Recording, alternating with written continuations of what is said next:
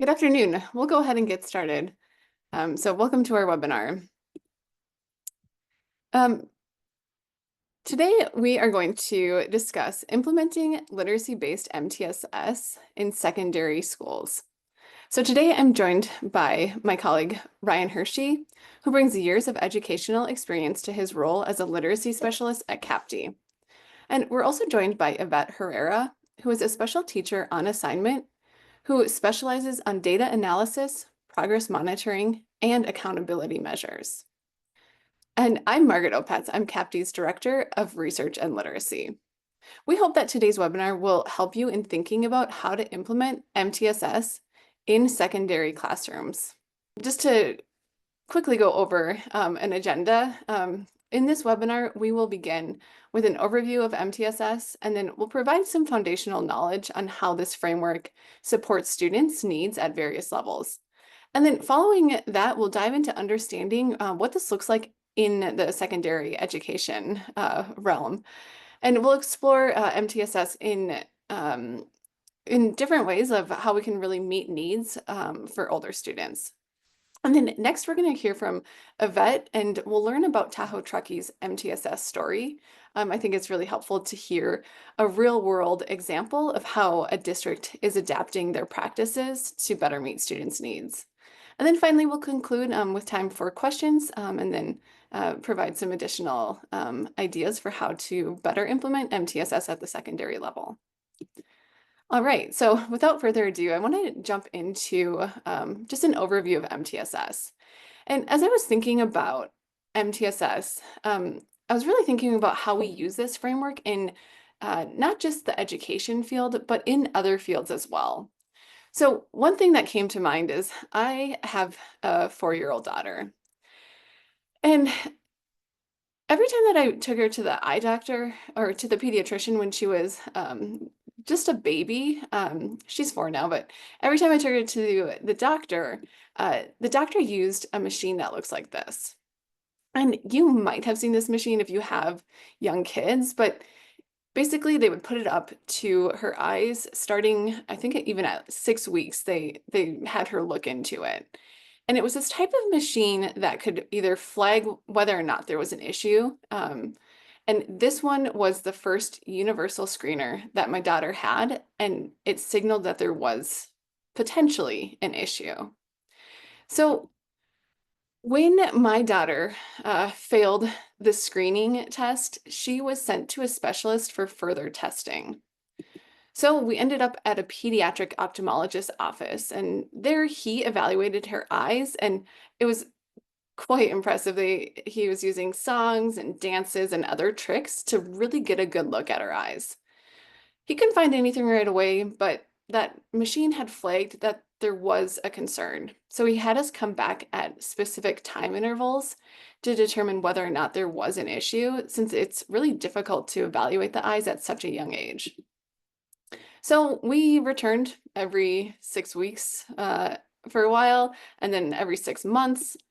And it wasn't until she was a little bit over 2.5 that he could determine that there was an issue. So at that point, he prescribed glasses and had us return every 8 weeks to determine if the glasses were helping. When those didn't show any signs of improvement or help improve, we tried eye patches. And when those didn't help, he suggested that we perform a surgery, or that he perform the surgery. So it was after the interventions, which included surgery and monitoring, that now her eyes are healthy and they will be able to allow her to fully see throughout her life.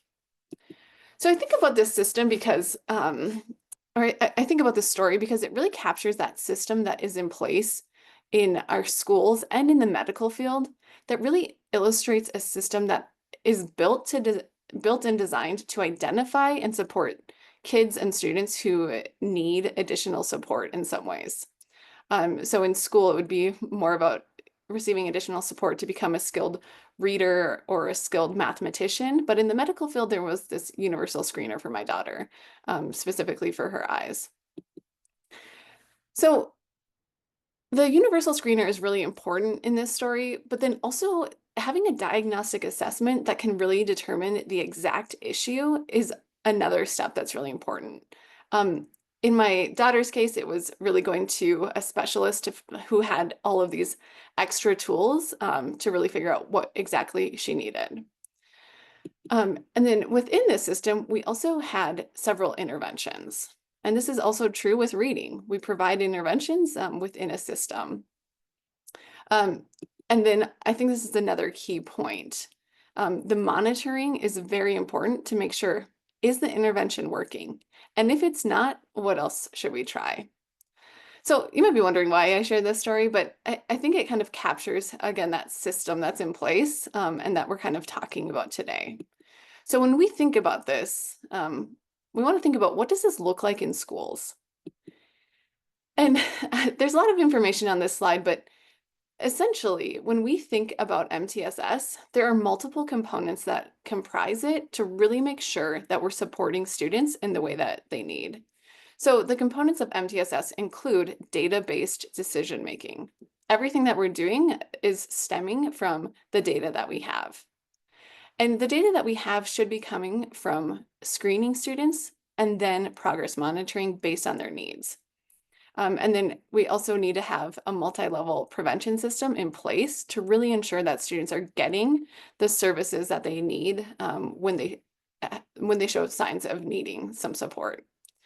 So truly, to implement MTSS, you need data. So students should complete a universal screener because this will really guide what happens next. Um, Based on their screener, they may show signs of needing additional support. Um, and from there, once they do show signs of needing additional support, from there are the interventions. So interventions should be implemented to meet students' specific needs. And within this framework, that's really at the point of progress monitoring. What, what are the signs that the interventions are working? So we have to think about success is being measured through the progress that they're making. So this needs to be done at regular intervals to ensure students are making progress throughout the school year. So this process is in place to catch students who likely require support in reading and other subjects. And then we also have at the bottom here, you see that multi-level prevention system. This really comes from that RTI framework of having these multiple tiers to be able to provide various support to different students. So tier 1 is what everyone's getting. Tier 2 is a small group intervention based on students' needs. So based on that screener, did they show signs of needing additional support, and then being able to provide it through that tier 2 framework. And then for tier 3, that's really focused on students who are not responding to tier 2 supports, and they need more of an individualized or intensive intervention to really get the support that they need. So in schools, that might look like everyone taking the screener 2 to 3 times per year. Schools often call these benchmarks, and they're done seasonally. Then anyone scoring below a certain threshold should be given a diagnostic assessment unless your screener was sensitive enough to diagnose the needs. Next, that data should be used to inform instruction. So the interventions that you'll use based off of the data that suggests students need specific or have specific needs, we want to make sure that those interventions have been researched and they are proven to be effective for the students that you'll work with. And then students should be progress monitored every 4 to 6 weeks to ensure that growth is happening. When we are doing targeted interventions, we expect growth to occur. So if it isn't, we need to reevaluate what's happening. You might even ask yourself, why is the student not showing like little progress? And then is the intervention the problem, or do they need a more intense intervention, like a tier 3 intervention? So this is generally what an MTSS framework looks like. But I know that there are a lot of factors in play. So let's go ahead and take a look at what it looks like through a secondary lens, because secondary school is so different from elementary school. So when we look at it for secondary schools, we often hear about challenges that secondary schools face. So one of the first things that we know is that most educational systems, including teacher prep, really focus on supporting teachers and students in the young grades, like grades K2, to focus on reading difficulties. And that's where we see most of the funding go to. It's those primary grades um, to really focus on the foundational reading skills to set students up for later success. But what we also know is that students are not reading proficiently in upper elementary and secondary schools. So our focus really needs to be on supporting readers and building those foundational reading skills that might be contributing to reading difficulties. Now this gets to one of the challenges. Secondary teachers are rarely taught how to teach foundational reading skills. Um, so it's no fault of their own, but it's just not set up to be a place where students are taught um, how to read through those foundational reading skills. So that's one of the issues or one of the challenges that we run into. But another one is that the scheduling can be very difficult. In elementary school, students are often with their teachers all day, so you can kind of uh, use your time to build in interventions. But in secondary schools, this is often a barrier to figure out where are we going to provide interventions during the day. There also might be other factors at play, like focusing on which courses to take for students and how all of those fit together um, so that students can graduate. So we do know that there are these challenges and we recognize that there are these challenges, but we are starting to see middle and high schools rethink their MTSS approach in a way that can overcome these challenges. And for the most part, the schools that are having success um, have really set up a system that works for them. And that all is actually stemming from using an effective universal screener. So many of the schools that we currently work with did not make any changes to their schedule or provide additional training for teachers until they had data and evidence that said students need additional support. So for most schools, it's starting with a screener to determine which students require additional support. And we definitely know that this is important because offering early interventions is critical for long-term success. And when I say early interventions, that was often thought to be just in those primary grades. But I think if we think about it, even a ninth grader who receives intervention will be able to read better or more proficiently for the rest of their high school career. Uh, the screener that's used should be designed for middle and high school. We are finding that with a lot of the schools that we currently work with, the assessments that have been used in the past weren't designed for middle and high schoolers, so it made it difficult to identify students' specific needs. So with that in mind, we also believe that any of the screeners that we're using should really leverage technology to streamline the screening process. One of the things that we do know is that time is of the essence, especially with students in grades 6 to 12. So we want to make sure that whatever process we have in place, that it's timely and we can really support students when they need it. So one of the tools that we offer to support in this process is called Read Basics, which is a foundational reading skills test. Um, it measures 5 basic foundational skills and then basic reading comprehension. So this test was designed for students in grades 6 to 12, and it was designed in a way to identify reading specific needs. So by measuring these 5 foundational reading skills and basic reading comprehension, teachers are able to identify students who will benefit from additional support. Um, and within our system, we are able to provide RTI tier recommendations, just like what is part of that MTSS framework. So that can be really helpful in terms of deciding who needs support and in which foundational skills do we see that students really need supports. And then we also have specific recommendations for high quality research-based instruction based on students' performance. But I do want to say, before I go into too much detail about Read Basics and our platform, I do want to pass our time over to a vet from Tahoe-Truckee who is working with her district to implement MTSS in secondary schools. And they are using Read Basics as part of their MTSS strategy. All right, I'm going to pass it on to you, Yvette. Thank you. Yes. Yeah, so as Margaret mentioned, I work in the Tahoe-Truckee Unified School District out in California, and we are a smaller size district. So district-wide, we have about 4,100 students. We are about 58% white, and about 26 to 28% Hispanic, 13% English language learners, 14% students with disabilities, and about 34% socially economically disadvantaged. And our journey started about 5 years ago when we started to realize that our state tests, but also just our local district-wide assessments, a lot of the data was showing that our students were actually decreasing in their literacy skills and their reading efficiency and abilities. And so we kind of started to panic, and we started to really think about what are we doing assessment-wise and teaching-wise, and how can we make adjustments to change what is occurring.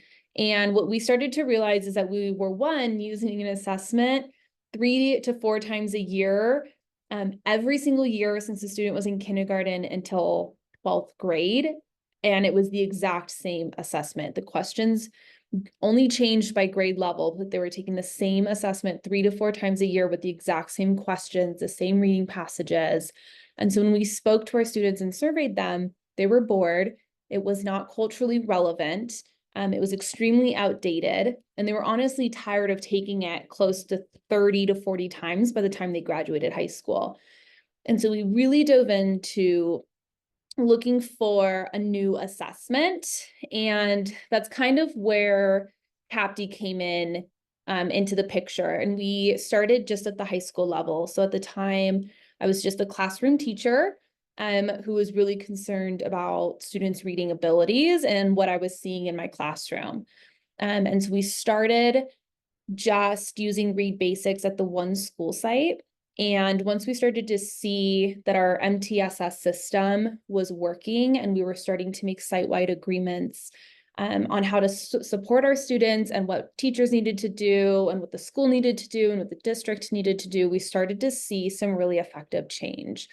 And from there, we transitioned out to be district-wide. And so I transitioned into my position that I am in now as a teacher on special assignment at the district to ultimately help all of our schools follow through with using an appropriate assessment for their grade span, and then also implementing and creating a multi-tiered system of support that works for them. And so between all of our schools, we have 3 high schools, and 2 middle schools. All of our MTSS systems look different from site to site. What we do all in agreement, and what everyone does at every site, is we all screen beginning of the year and end of the year. That is for everybody. And that beginning of the year screener is we typically will only test in their reading comprehension, because that was what on our state testing was really flagged for concern. And so we thought, okay, if they're not doing good in reading comprehension, we have to better understand through a additional diagnostic of the other subsets.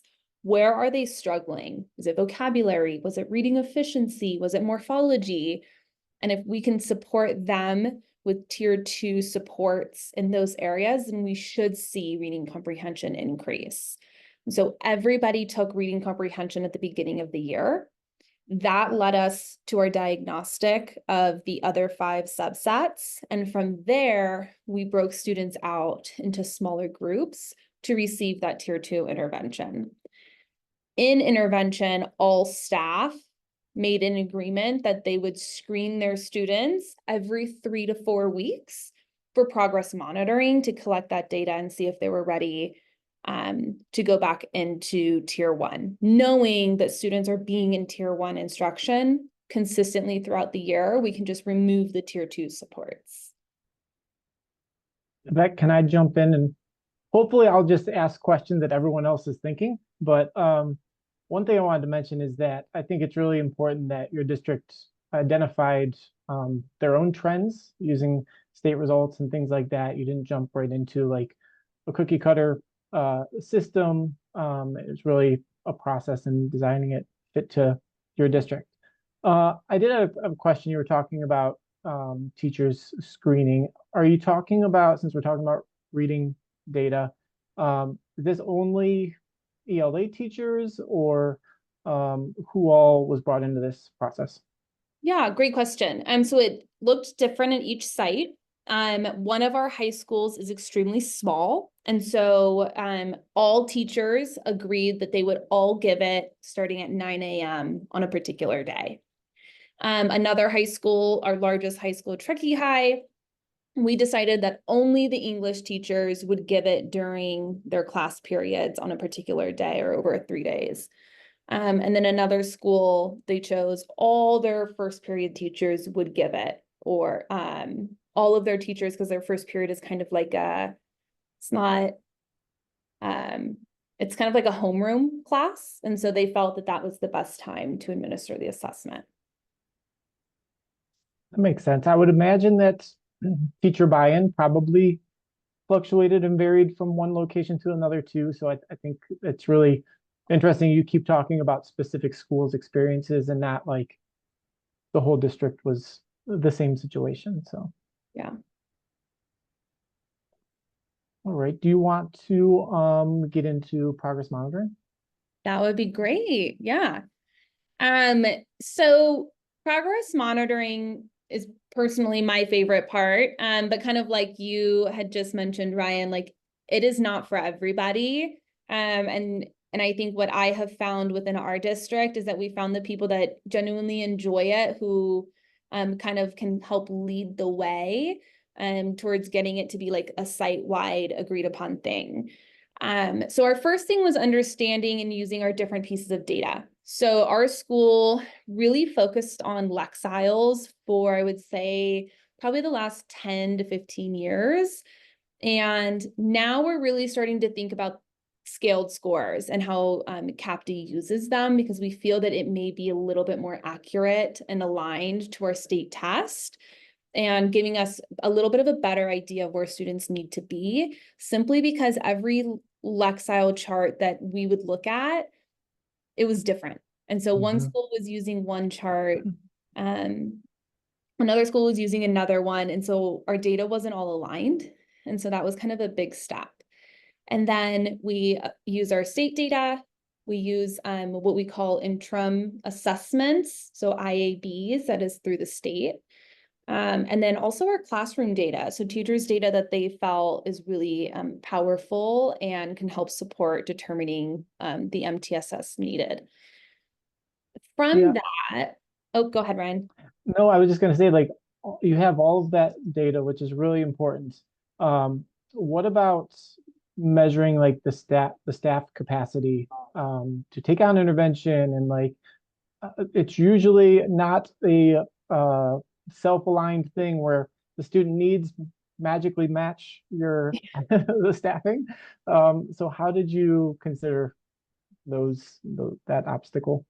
Yeah, so first and foremost, I think, and I think for most sites, you always have one teacher that's really into data.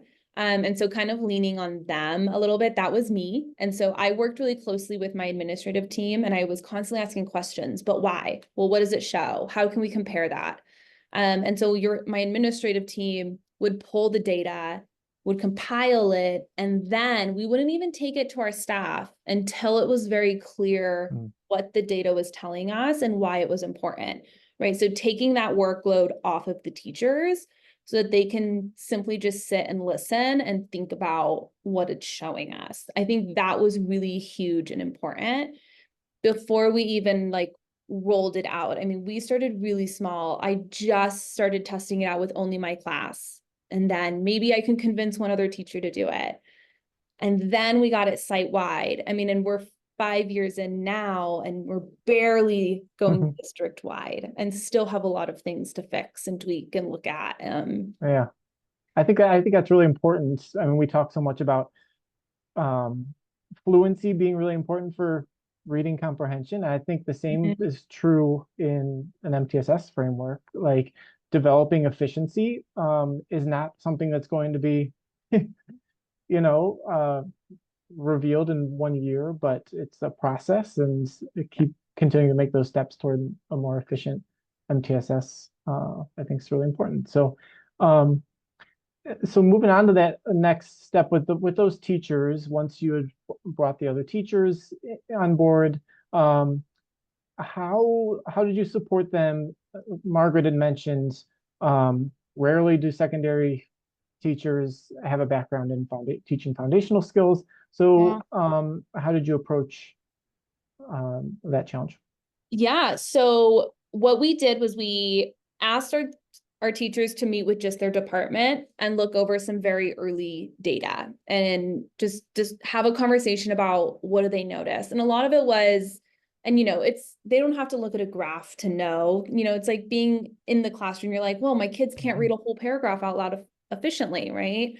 Or they really struggle with vocabulary. And so it's great and so we had them create a list of what are these big things that you think is missing?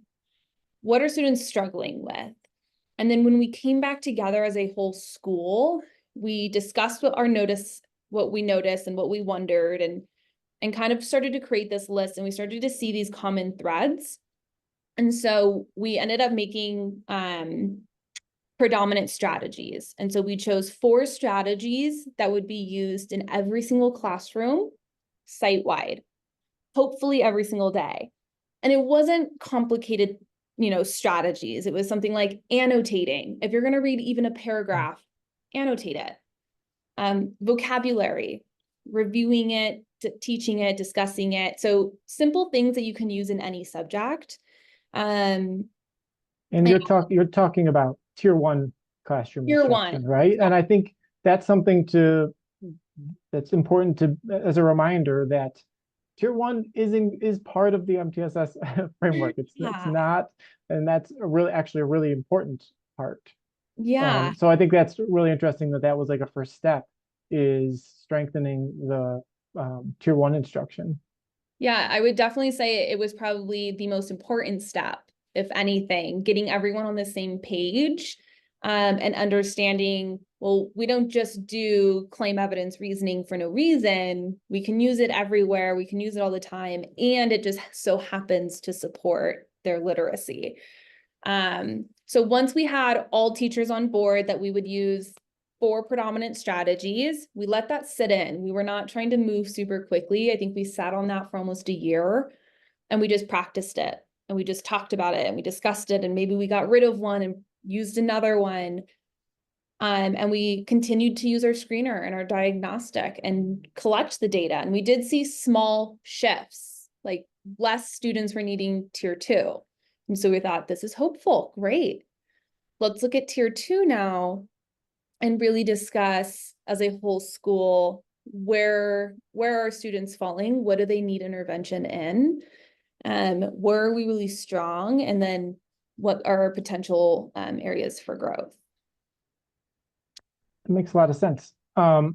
So like we can get into kind of how you started that process. It's probably one of the more intimidating Yeah. stretches of the process, I would guess. I'll warn people the next couple slides might be a little Yeah. intimidating, but so Yvette obviously has shared some kind of flowcharts of their process, and how many iterations did this go through, and is it complete? Have you achieved? Mhm. It is not complete, hence why I use draft and sample. This is probably our 10th to 15th iteration of just this flow chart. And that would be just district-wide. So this is one that we're working on district-wide, but when I was at Truckee High School and we were just doing it for one school site, we probably went through 15 to 20. I mean, we were constantly revisiting this as an administrative team, as our reading intervention team, as a whole school site, trying to nail down specifically what would work for our specific school. So this one is a little bit more broad. And what we all agreed upon was, you know what, we're all going to screen. We know how important screening is. We just need a baseline for everybody. And from that baseline, we wanted to use the Read Basics assessment. It gave us all the information we were looking for. And we would only do the reading comprehension. And from that, people were not and are still not comfortable totally abandoning the idea of Lexile. And so we left it on there, and we will until everyone is in agreement that we can fully shift to scaled score. And so based on Lexile, does the student need tier 2 or tier 1? Tier 2, what does that look like? What will they be doing? And we'll be doing it for eight-week increments. So this is absolutely a draft, and I expect this to change 10 to 20 times more over the next year or two. And you said this is district-wide draft. Yeah. I would imagine there's site-specific flowcharts that maybe are different, or kind of maybe generally aligned, but yeah. So our next slide will be one that's a little bit more specific for a specific school. And so here they all agreed, okay, yes, we're all going to give CAPD as our screener for these students, right? That is our district-wide agreement. And then their diagnostic, I have that slash in there, Lexile / scaled score, because that's where we're still using CAPD.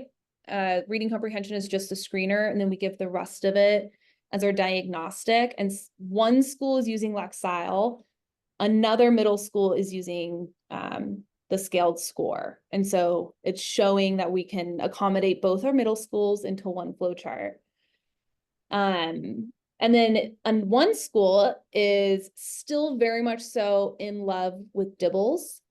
And the other school wants to not do it at all because they feel like it doesn't quite meet where students should be at middle school. They feel it's a little too elementary still. And they more so want to prepare students for high school. So again, accommodating, and this will change so many more times. One school wants to use Achieve 3000. Another school wants to use Starry as their intervention. So really just trying to accommodate. And what's been really cool with MTSS is that it is so data-driven, and we need the data to make those decisions. And so it's kind of neat with being a science teacher. I'm like, great. Well, now we have like 2 separate experiments going on, and we can pull the data from both and compare them and see what's working better. And maybe that's what we need to help make the shift towards not using Lexile to using scaled score, etc. Yeah, that makes a lot of sense. So let's talk about that, like what you identified as needs, and how you started to organize like tier 2 and tier 3 instruction around to fit those needs. Yeah. So I think we can go to the next slide. Yep, there we go. So when we first ran our screener, we noticed that we had I would say, and I'm just going to focus on one high school at the time, we had about 50 students that were flagged as needing potential tier 2 intervention. And so we gave them that diagnostic. And what we noticed was that we can start to break our students out into groups based on that diagnostic and the data that it was telling us. And that allowed us to customize our interventions, but also to try to keep those groups as small as possible. Because in my current teaching position, for instance, I'm teaching chemistry and biology at the same time during the same period. And that is stressful. That's hard on teachers. So the same thing with reading. If I need to be focusing on vocabulary and I need to be focusing on reading efficiency, it can be kind of hard to be teaching 2 separate groups within one class period. And so we really wanted to be mindful of that when we're breaking our students out. And so what you'll notice here is an actual example from our high school. And you'll notice that all students, all of our groups, we ended up with 4 different groups. We're needing word recognition and decoding. They all needed sentence processing. They all needed reading efficiency and reading comprehension.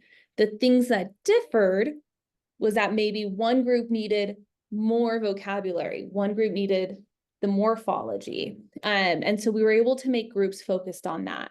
So they were getting all of the intervention, reading recognition, decoding, sentence processing, etc. But there was a slight heavier focus on vocabulary, on morphology. And so we were able to break our students into those 4 groups, and we ended up with, I think, 4 intervention classes, and so we needed 4 teachers who were willing to take that on. Yeah, and I think it's important to see how you kind of organize those groups because, for one, the word recognition and decoding piece is not explicitly taught in high school tier 1 classrooms. So making sure that that's included in intervention. And I think it's also interesting to see that that's a piece that students in each of those groups needed. And we see that a lot just looking at schools' data is that that's usually an underlying, that's where we start actually, is looking at if there's a decoding need. And I know I'm kind of getting off the MTSS track here, but I just really find that interesting that that matches kind of what we see typically, especially the high school level, but middle school too.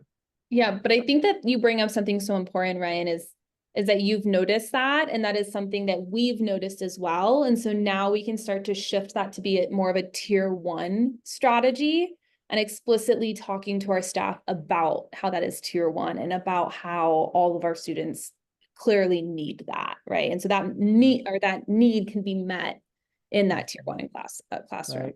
Yeah, and I think that's a misconception. A lot of people think that can't be taught, that you can't teach decoding practices in a high school science class, but you can whenever you're dealing with complex texts and multisyllabic words, like a great opportunity actually. So yeah. All right, back to the topic.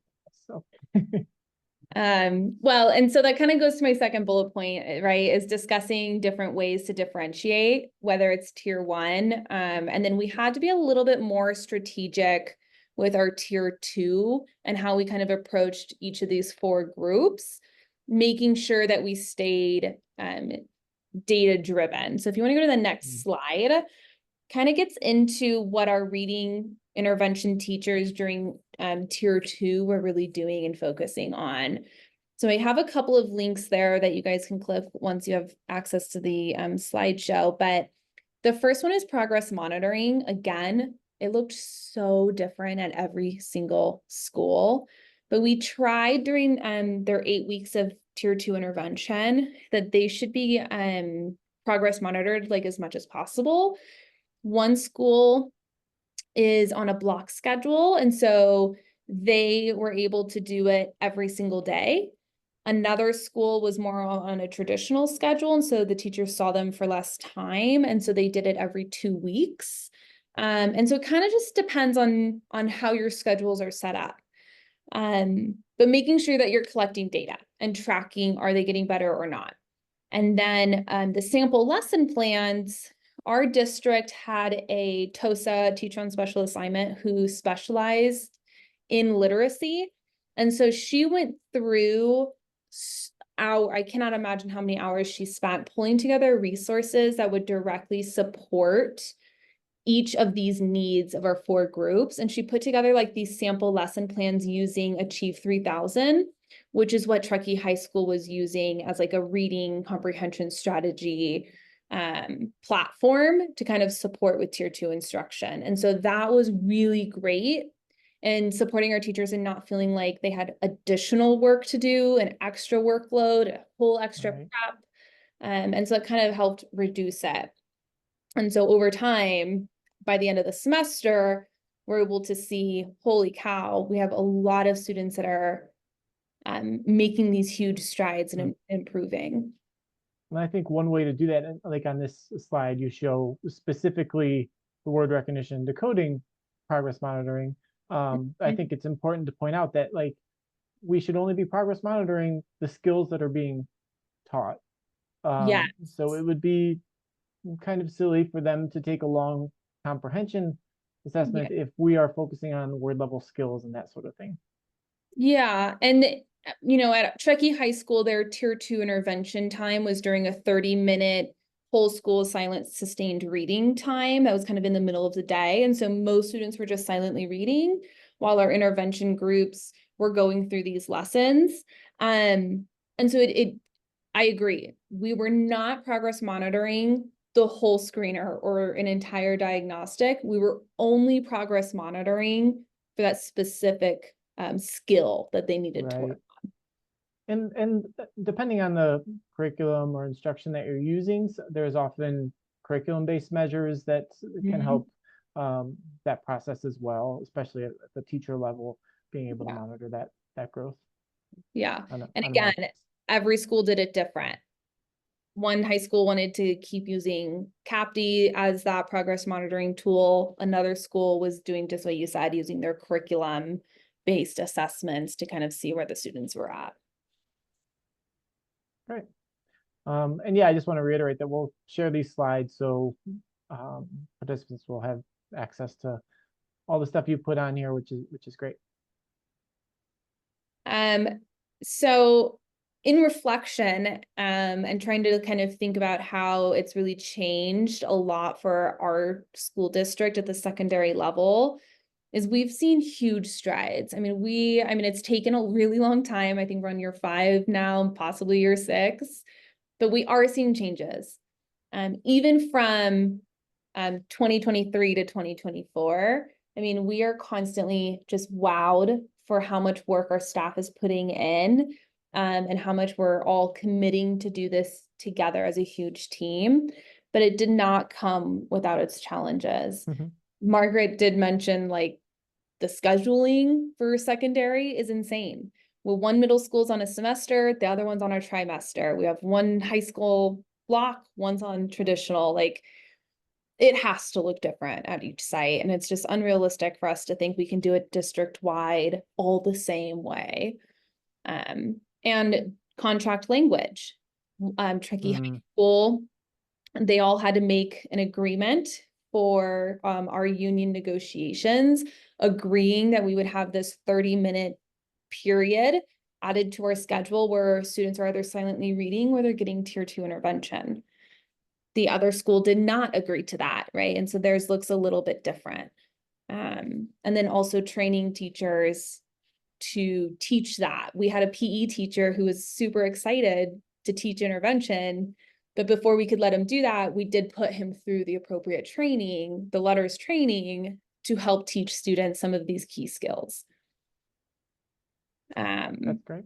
Yeah, like, I mean, just hearing you speak about it just proves that there's not a one size fits all. You really have to consider all of the factors, and there's a lot of them. But the more efficient we can get, and the more things like how much better are you set up to support teachers now and use the data than you were 4 years ago, and just seeing that progress and that whole mindset of growth and making it more efficient, I think is really important for everyone to hear. I think, Margaret, I think we have a few questions that we can answer, and we can, if you have additional questions for Yvette, I know people don't want to hear me talk, so we'll definitely let you interact with her a little bit. So Margaret, did you have any questions you wanted to start with? Yeah, Yvette, we had a couple come through, and I'm wondering if you can share kind of your perspective on these. So as far as progress monitoring goes, how often were the teachers giving, the teachers using CAPTI giving the subtests? And can you also talk about the subtests that they were giving? Yeah, so if a teacher had an intervention, a tier 2 group focused on vocabulary, again, it changes per school. So Truckee High is a block schedule for a semester long. They would progress monitor every 1 to 2 weeks. So they're moving at a super speed. Their sister school, year-long schedule, traditional schedule, they were progress monitoring. I would say at the 4-week mark, 8-week mark, so about every 4 weeks. To fully, and you know, of course, they're doing like smaller assessments each week, but like the official one that they're putting in their documents to look over with the other staff members, they were taking 4 every 4 weeks, so that by the end of the year, they should have, oh, I don't know how many that is, close to 10, 8 to 10 data points to show if progress monitoring was working or not, or if the tier 2 intervention was working or not. Okay. Thanks for sharing that. What about if it was a tier 3 setting? Yeah, so all transparency, we're still trying to navigate tier 3 intervention and what that looks like. Tier 3, with I know one site that's really diving into it, they are going for longer periods of time. So tier 2, we do 8 weeks of intervention, and they're doing about 12 weeks of intervention. And so they're still progress monitoring every 2 to 3 weeks for their unique site. But we have not personally dove into what tier 3 completely looks like yet. Okay. And I'll just share, there's a question that asked, what about for tier 3 students who need to be progress monitored weekly? And our recommendation at CAPD is that we are using Read Basics at the minimum every 4 weeks. So I don't think I just said that correctly, but every 4 weeks is like what we would consider to be a good amount. So weekly might be too much for Read Basics, unless you're really doing a targeted intervention and just using that one specific skill. So Yvette, when you had mentioned like the vocabulary concept or like that vocabulary piece needing to be really strengthened, we could see it using it more frequently. Yvette, I'm trying to see if there are any other questions for you. Oh, could you actually talk a little bit about, are you using CAPD to progress monitor, like to keep track of the data over time? We are at those longer points, right? So like you had just said, recommended doing it like every 4 weeks. We'll do those checkpoints like in the middle, like for us, it'd be like every quarter. We're going to do of a more formalized one. And then our teachers are doing less formalized every week to every 2 weeks using the platform of their choice. So some teachers are using, Achieve 3000, other going curriculum based, kind of depends on the school site and what their agreement is. Okay, and that makes sense. And then there's one more that I can answer, and I'm just going to read it out. So it says, will CAPD, um, will CAPD ever consider developing additional assessments that could be administered more often for the purpose of progress monitoring? And we are currently working on that. Carly, I see that's from you. We're currently working on that. I can't give you a date, but we are currently working on it. So hopefully sometime soon. And then another question, does CAPD make new tests every year for CAPD? And Blythe, that would be the same thing that we are currently in the process of doing that, but I don't have an exact date to give you an update on that. All right, so I just want to say thank you so much, Yvette. I think it's really helpful to hear from other people who can share their experience, who are, boots on the ground doing it every day. So thank you so much for sharing your perspective and for being with us here today. Yes. All right. And in closing, I hope that you were able to gain some valuable information about MTSS and its tiered approach to supporting students. We truly believe that relying on data-driven decision-making is the way to go, and that the only way to really do this is through collaboration among school staff and ongoing professional development to really create this system. So if you are interested in this topic of MTSS, we will be digging into it in future webinars. So Brian did share the link in the chat for those of you who are interested in learning more. But here they are on the screen. You can see we'll really be digging into enhancing literacy through interventions and progress monitoring next time. And then we'll be focusing on March 19th, we'll focus on how can we really use MTSS to prepare students for college level reading. So I will put our contact information on the next slides. Please feel free to reach out to us if you have any questions. And other than that, I just want to say thank you for attending. We will stick around if anyone has any additional questions. But other than that, thanks so much.